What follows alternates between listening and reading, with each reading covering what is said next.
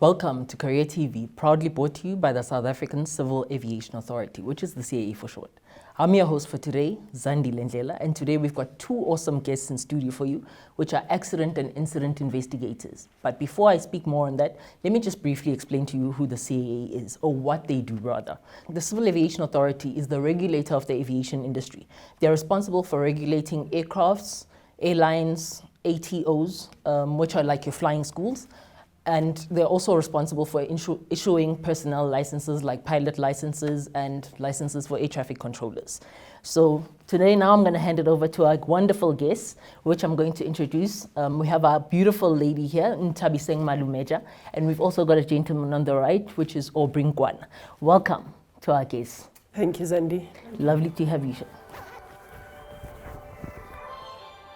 Yeah, sorry, I really have to take this. Okay. Hello? Yes? Okay. We're on our way. Aubrey, there's been an occurrence that we need to attend to. Oh. Sandy, we're sorry to do this to you. We really have to go. There's an occurrence that we need to attend to. Oh, okay. Sorry. All right. Sorry. Okay, sure.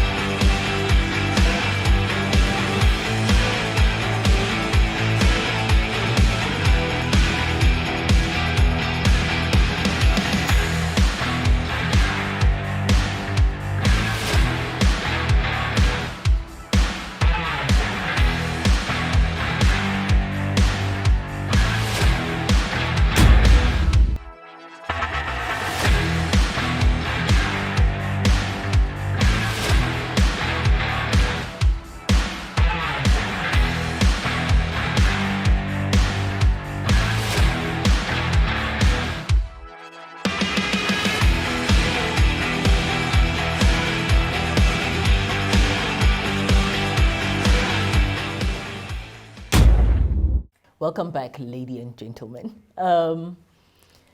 You left quite abruptly earlier. You took us all aback. Would you just briefly explain to us what that was about? Sure. Accident investigation, that's what we're all about. So we're always on duty. So when the phone call comes in, we have to always be ready to answer it. We always have to 24/7, an aircraft accident may happen or any occurrence may happen, and we need to be able to answer the phone and attend to it. That's why we had to move swiftly and attend to the crash. We need to get there before the scene is contaminated with anything, so it's important that we immediately go to the crash. Oh, okay. Wow, wonderful. I'm slowly getting insights into a crash investigation. I'm practically obsessed with the show. So you guys that's exactly what you do basically, what we would normally watch on a crash investigation. Aubrey, let me just bring you in. Before we even go too far, please just quickly define for us, what is it exactly that you guys do? We are aircraft accident and incident investigators. Mm-hmm. What we do, we attend to the crash site where an occurrence has occurred with any of the aircraft, be it within the border of South Africa, be it is registered as an South African, and any other foreign aircraft that has an accident within these borders. Yes. We have to attend that. It's our mandate as a state. We have to get all the data in a form of photos, in a form of every ground scars. As she already alluded, we have to get there before it's contaminated. It's very vitally important. And with this big aircraft, we mostly look for the black box. Okay. So it's important that we investigate. Why do we have to investigate? To determine what was the cause of the accident so that we can stop them from reoccurring in the future. So basically, we are the people who secure the future of aviation. Wonderful, wonderfully said. Back in the day when I started flying, it reminds me actually of a guy once said to me, almost every law and regulation we have in aviation is cast in someone's blood. I remember that was back in 2006. I've never forgotten that. So that just reminded me of that statement. So before, you actually mentioned the black box. At a later stage, I'd want you to elaborate on that. But for now, I'm still taken aback about what happened. And Tabi saying, quickly just tell us, how do you prepare for, because that happened suddenly, it even threw me off as the host. How do you prepare yourself mentally for when such a call comes through? Because it can't be easy dealing with accidents and incidences. Mental preparation is, for us, it's always there. You know, you leave your house in the morning not expecting to come back home to sleep in your house because a call could come in at any time. So you are always prepared, as in it's inherent in the job. It's just gotta be there. You just gotta be prepared to up and go whenever it happens. We are always ready to go in such a sense that we have a list of all of our colleagues. There's 18 of us in the country who attend to all accidents within the borders of South Africa and to any aircraft with South African registered. So whatever happens to it, wherever happens to it, we gotta be there. So we all know we are a list of 14 investigators who handle all these aircraft. We have a list that's called the response list. So whoever's on top of that list, according to our expertise, we gotta go. So when you come to the office, you know whether you're number 1, 2, or 3, and you know whether you might go or might not go. You might be required to go when it's not your turn to go if a colleague is not there to go. So we have to be there for each other. So it's all about teamwork, and it's all about being mentally and emotionally stable to always know that it might happen. We're always expecting it. That's why we gotta be on standby 24/7. Gosh, I wouldn't want to be you, always expecting the worst. That's literally the worst. No, I wouldn't. Rather you than me. But let's just go back a little. I want you guys to talk me through who is Ntabi Singh, from where you grew up. Is it a township? Is it a village? What grabbed your interest about this? Because it looks like a profession of doom and gloom from where I'm sitting. No, not at all. Not at all. Okay, take me through that. Is a full-grown woman now who was once a little girl who grew up in the dusty streets of Soshanguve, believe it or not. What sparked my interest in aviation was when one day I was watching the news with my grandmother and they were celebrating the first black female pilot of SAA. And I was really, really interested from that point onwards, and it became very interested for me. Speed up to grade 12, I did my grade 12. Where I grew up, there's TUT, there's now the University of Technology, TUT. My mom thought I would just be walking there, going there after matric, but I thought, no, I want to become a pilot. So then after matric, I joined the Air Force, where I wanted to become a pilot. Growing up in the township, all you know about careers in aviation, you don't know the word aviation to start with. Yes. All you know, there's an aeroplane and there's a pilot, and that's all you know. True. So going into the Air Force, that's when I was exposed to all the other careers in aviation, and I was more interested in air traffic control. So I followed that route. I left the Air Force and joined ATNS then. And then I worked at ATNS for about 4 to 5 years. And after that, that's when I came to aircraft accident and incidents. Quickly hold that thought. I'm going to come back to you and you'll give us more on that. Aubrey, where did it start for you? Well, as for me, I grew up in the homelands, in the dusty street of Matox. They call it Wotokwa in Limpopo. Okay. I walked the dusty street going to schools in there, primary and everything. And as part of the village boy, there wasn't much information about aviation. But fortunately, we had Air Force Base Makado, which is almost 70 kilometers away from us. So those fighter jets, they used to pass there when they were doing their bombing somewhere when you go towards Polokwane. Yes. And I was always fascinated about this fast-moving jets passing there. And I knew then when I was in primary that, you know what, one day I want to work with these things, but how, I did not know. I could remember when I was doing my science fest, we used to call it science fest at the primary. The best project I could ever make was an airplane related. something to do with aviation. It's either be a helicopter or a fixed wing. Though I did not know how to call it, but the helicopter, yes, I did. Okay. And then that's when I studied towards my science studies in my secondary. That's where I got encouraged to pursue those subjects so that I can pursue my career in engineering.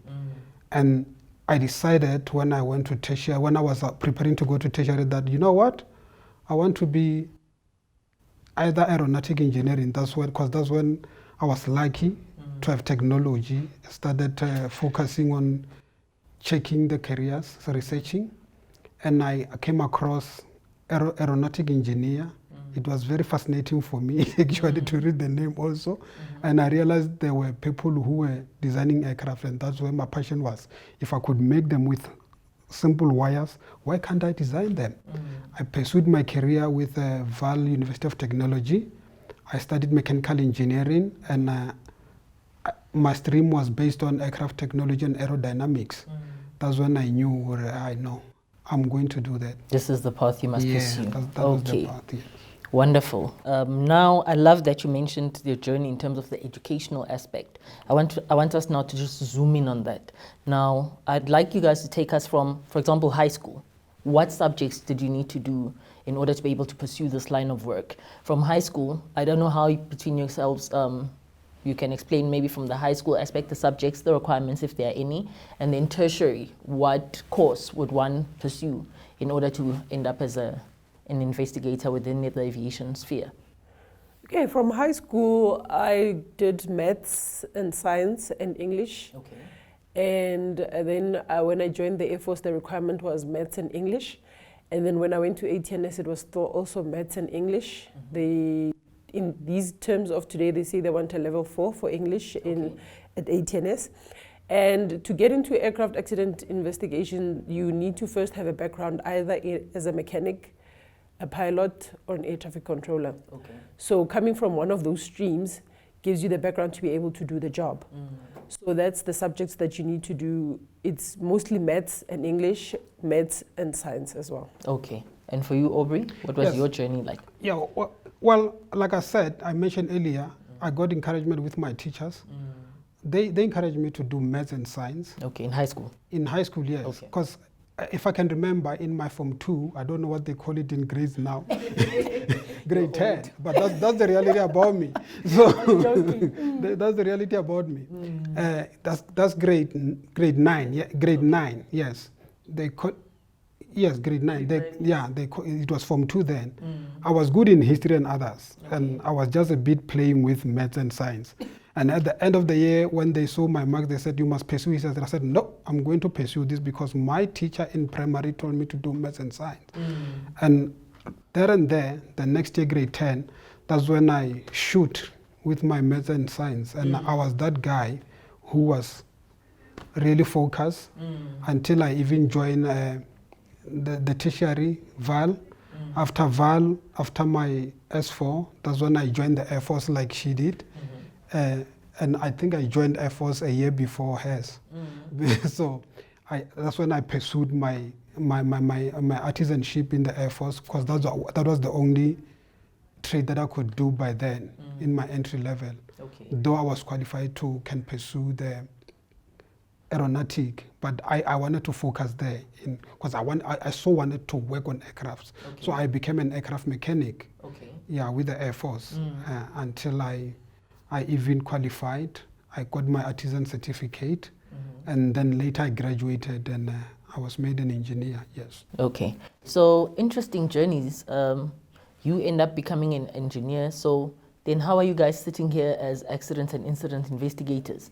Please connect the pieces and the dots for me. Like I specified earlier, to be an aircraft accident and incident investigator, you need to either be a pilot, you have been a pilot, an air traffic controller, or an aircraft mechanic. Okay. So he's aircraft mechanic, and my background is air traffic control. Yes. So together we are able to do most of the occurrences that we come across with his mechanical background and my ATC background. We're able to collaborate and do the job. Okay. Wonderful. I love how you just connected that for us. Now it makes complete sense. Now, with that being said, looking at, for me, it looks quite traumatic though. It seems from where I'm sitting. What type of personality would you say a person should have in order to pursue this line of work? One needs to be very inquisitive, very curious, and very analytical. One needs to be able to like to analyze things and be very have perseverance when looking for something. Can you imagine when you're investigating an occurrence, you really need to get to the bottom of it, because the main point is to produce a report that's going to educate the industry so that this does not happen again. Yeah. So if you just look for something and you find an obstacle and you give up, then we've got a problem, because we're not going to get to the bottom of what happened. So you really need to be able to analyze things, have a passion for safety as well. Yes. We do this because we're passionate about safety. We want to promote the safety. The stats in South Africa currently state that it is safer to fly than to walk the streets of South Africa. You stand a better chance of being knocked off by a car than being in an aircraft accident. It's because the safety measures are so high. So the personality that you need is that you need to be analytical, you need to be really curious, and you really have to be persistent in what you do. Okay, wonderful. Thank you. I love how you just explained that. Now, I came across something, you'll probably tie it in for me, that you guys work either in the AIID or you work for. Please just explain to us, what is their role and what is it exactly that they do? What are they about? AID. AIID, yes. Our role is to do crash investigations. And the main reason we are doing that is that in every air crash, there's always a reason why. Either be a mechanical fault that was done during maintenance, or either be a mechanical fault as per the design, or somebody who's controlling the aircraft did something that he was not supposed to do, or it could be that the air traffic controller gave the wrong route, of which it caused something that distracted the path of the aircraft, leading it to cause collision with others. So one has to really go deep. We even look into the owners of the aircraft to see if they had done everything that was expected by the aircraft manufacturer to be done on the aircraft. Yes. Because you know the manufacturer also valued their products. Yes. If you buy my aircraft that I've designed, you need to take care of it the way. Yes.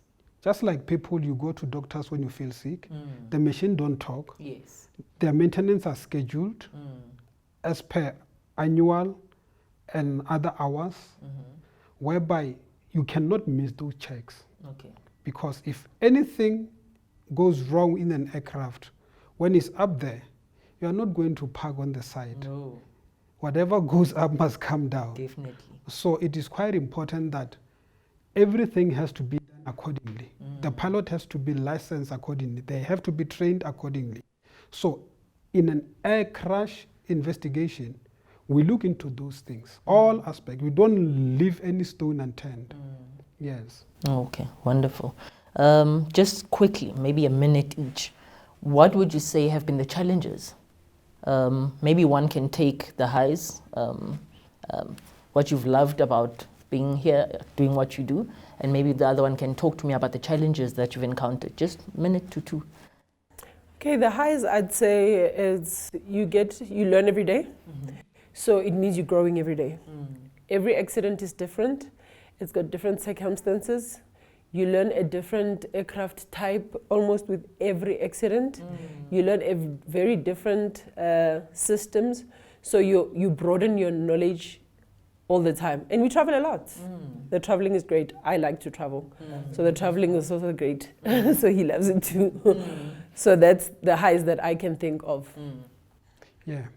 Oh, the challenges. You know, the challenges in a crash investigation is how people can be dodgy when you have to look for information. Yes. But the greatest, that is not a problem in such, because if you are registered with the regulator somewhere, somehow, I'm being empowered to can pursue that information, you will give it to me. Unless if you want to be somehow, we got regulations to deal with you. Okay. But the most challenges that we get is when you have to deal with the family in case of fatal accidents. Yeah, that's look, I'm human. I might be heartless when I go to the crash scenes, when I see other things that are not supposed to be seen by normal people. Not to say I'm not normal, I'm normal, quite normal. However, so when dealing with the family, having to put yourself in their shoes because they've lost someone is really a hard part with those emotionals. But we've been taught how to navigate through that. Yeah, no, I can imagine how heavy it must be to deal with the emotional aspect. And also the other challenge is air crashes do not happen at the back of our yards. They happen out there. Yes. Sometimes you go to game reserves and you know, is your life at risk. Sometimes you go on mountains, so you know, is your life at risk. But everything that we do, we cannot do it at the risk of our lives. Yes. But at the end of the day, we need to make sure that we do our job accordingly. Wonderful. Gosh, where has time gone? There's so much I would have wanted to ask you guys, but we seem to be out of time. I'm blown away, honestly. This has been very eye-opening for me. It's been very insightful. So thank you so much for coming to share this pool of information with us. I wish we could have had more time with you guys. Who knows, maybe there'll be a part 2 scheduled. Guys, I hope you've learned as much as I do. This has really been insightful. As we bring it to a close, I just want to encourage you guys. You can see there's a pool of knowledge that we all need. So in order to keep getting more, hit that like button, subscribe. If you have any questions, post them in the comment section and we'll be sure to get it to them so they can take those questions for you. So thank you very much for coming through. But just before we bring it to a close, any last words of wisdom that we can leave with the learner at home to encourage them, to show them that it's not all doom and gloom, it's not as depressing as it initially looked? What I can say to the kids out there is I was a child just like you, grew up in the township just like you. If I could do it, you could also do it. We all have now the right to dream. The opportunities are there. There's a lot of opportunities out there. Get out there, get the information. If you can believe it, you can achieve it. Perfect. Wonderful. Taking it over to you, Aubrey. For the kids out there, what I can tell them is that nothing is impossible if you set your mind to it. Hard work pays. If you're really into something and you have enthusiasm to do that, pursue that. Make it your dream. You have to dream and you have to make sure to make it happen. You are the only captain of your life. Yes. Anything that you dream is up to you to make it to come true. So hard work pays. Nothing comes easy in life. As long as you set your mind to it, it can be achievable. Wonderful. Guys, there's nothing more I can add to that. Hard work, I hope, pays. On that note, until next time, cheers, we out.